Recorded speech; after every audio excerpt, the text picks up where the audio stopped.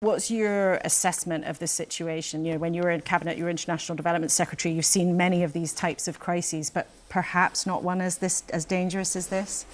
Well, it is a very dangerous crisis in a in a world that in recent years has become more dangerous than at any time in our lifetime. But I think if you focus on what is happening in Lebanon, you see that Israel absolutely has the right of self-defense. No government would allow an internationally prescribed terrorist organization to sit there lobbing rockets over the border and moving its population, killing its population. More than 60,000 Israelis have had to move south. And the right approach is not a ceasefire, actually. The right approach is for Hezbollah and its Iranian masters to abide by United Nations Security Council Resolution 1701 and pull back behind the Litani River. And that would end the conflict that's taking place in Lebanon.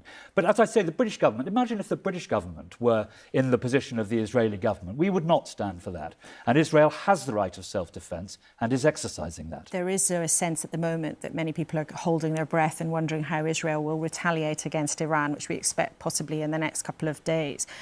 We asked earlier, Peter Kyle, if the UK could or should be involved in any retaliation and help Israel in that attack. In your view, should the UK military help Israel in an attack on Iran?